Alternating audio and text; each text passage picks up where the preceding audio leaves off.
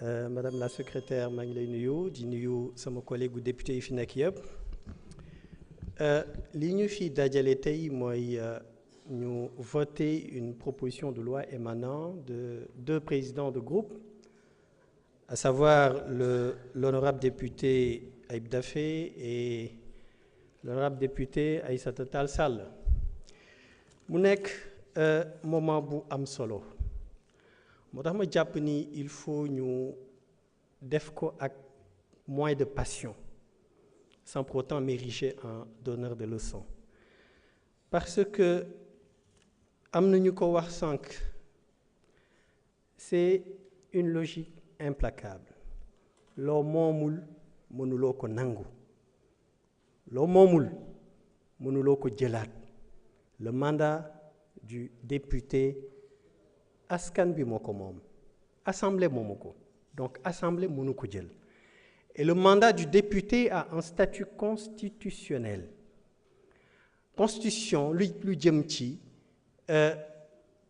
perte mandat député daf ci fiir moom ci boppam moo koy protéger loolu moo tax boo gisee constitution comme ni ñu ko jànge lépp lu jëm ci assemblée nationale déchéance bi maanaam ni ngay ñàkkee sa mandat moom ci boppam moo ko tëgg moo ko wax constitution balaa may ñëw sax ci loolu dafa am lu ñuy tuddee hiérarchie des normes en droit mooy les règles de droit yi dañu am ay niveau yu ñu nekk constitution moom moo nekk ci niveau bi gën a kawe et constitution boobu moom ci boppam mooy gérer nu ñuy ñàkkee mandat moom ci boppam moo koy gérer et règlement intérieur bu constitution dàqoo loi organique mooy ñëw loi ordinaire ainsi de suite donc règlement intérieur bi nga xam ne ni c'est une loi organique c'est un texte de subordination mooy maanaam dafa tënku ci constitution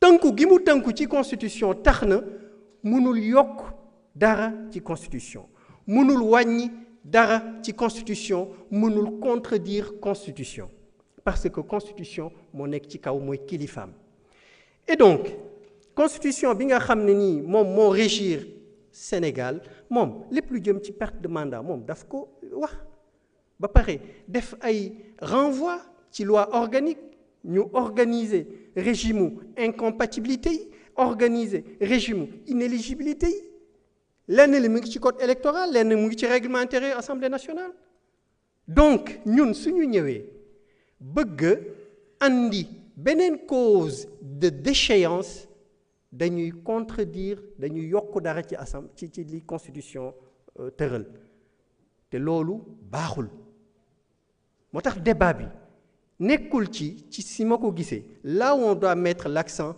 absence yi je ne pense pas que am na député bu nekk fii di ko cautionner man mii di wax mënuma imaginer parce que j'ai d'autres activités am na leneen lu ma war a def mais mënuma imaginer am lu ma war a def assemblée nationale toog sama kër c'est impensable donc loolu mbir la boo xam ne nii mën nañ ko régler mais pas ci domaine bii ñu ko bëgg a régler parce que ni ñu ko bëgg a régler dafay xët li constitution wax article 59 wax na ko pour nga ñàkk sa mandat dañuy dissoudre président de la République mën a dissoudre assemblée nationale boo démissionné ci cours mandat bi ci parti politique bi la faloon da ngay ñàkk sa mandat régime incompatibilité yi mooy maanaam ñu fal la fekk am na ci beneen liggéey boo newoon da ngay choisir soit sa mandat de député wala liggéey ba nga newoon boo ko defulee d'office da ngay ñàkk sa siège wala inéligibilité mooy koo xam ne nii éligible ba pare ñu fal ko kooku dafay ñàkk mandat wu député donc loolu lépp tout ça c'est organisé par la constitution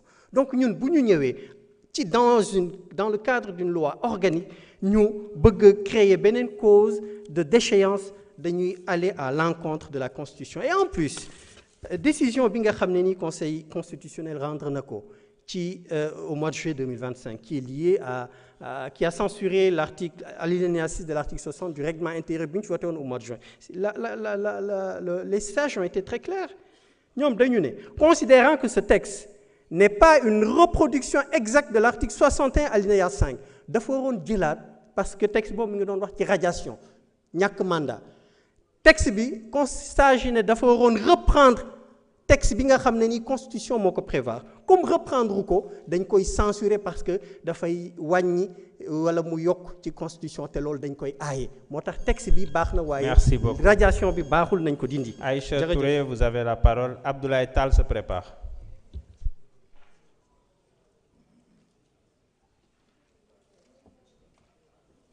Monsieur le Président de l'Assemblée nationale, Madame le ministre, chers collègues, nous nous sommes réunis aujourd'hui pour voter cette loi contre l'absentéisme pour une raison très simple. Le peuple sénégalais mérite une assemblée qui travaille. Être député, ce n'est pas un titre, c'est une responsabilité. Chaque député qui s'absente de manière injustifiée, c'est une voix du peuple qui s'atteint.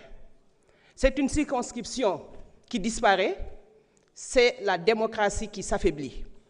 Donc, chers collègues, quand nous recevons le mandat du peuple, on doit être présent, on doit être assidu, on doit être responsable.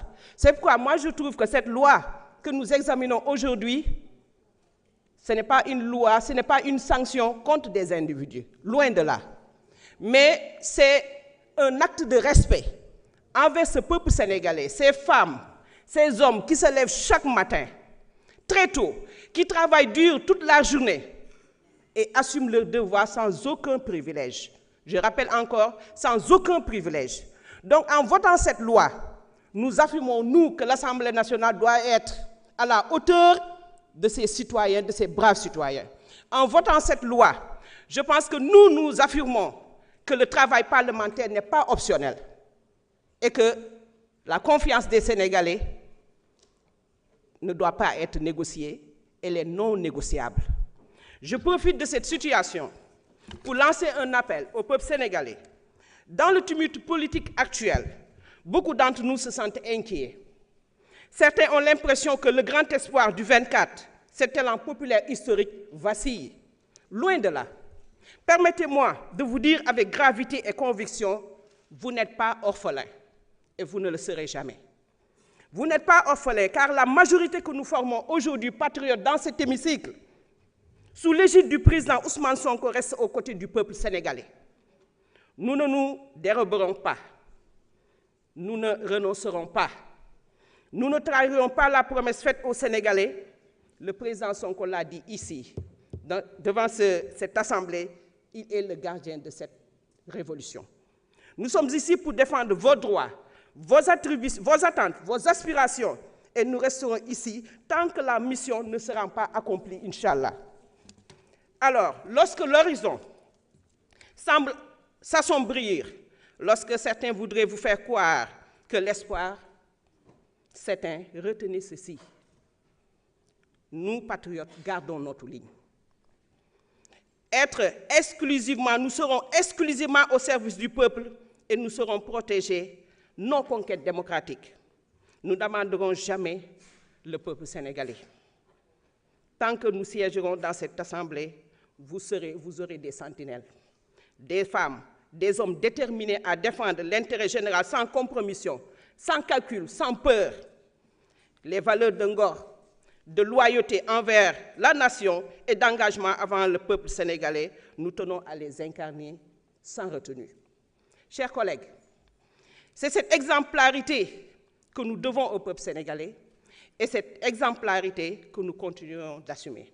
Chers collègues, je n'ai pas l'habitude de répondre ici, au niveau de ce pupitre, mais il convient de rappeler certaines choses.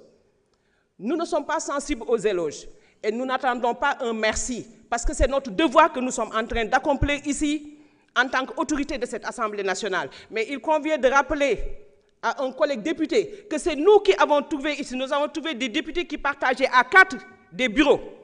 C'est nous qui les avons ramenés à 2 pour permettre aux députés d'avoir une certaine confidentialité dans ces conversations et le choix se fait par affinité. Il convient de rappeler ici aussi que nous sommes parvenus à pacifier l'hémicycle. Et lui, il le sait, parce que des gendarmes sont entrés ici pour nous mater. Et lui-même, il doit se rappeler d'une chose. Au moment où nous avons subi une répression excessive ici, en tant qu'opposition, lui-même, il a failli être tabassé par les députés du PDS. qui s'est érigé en bouclier, ce sont les députés de PASTEF. Et ces députés, tout cela c'est, nous sommes épris de justice. Ce n'est pas maintenant que nous sommes majorité. Et vous verrez, Inch'Allah Rabbi, jusqu'à la fin de ce mandat, nous ne ferons jamais cette répression excessive pour minoriser l'opposition. Je pense que ça, c'est à retenir, chers collègues, pour une prochaine fois. Je vous remercie. Merci beaucoup. Abdoulaye Tall, vous avez la parole. Aïb Dafé se prépare.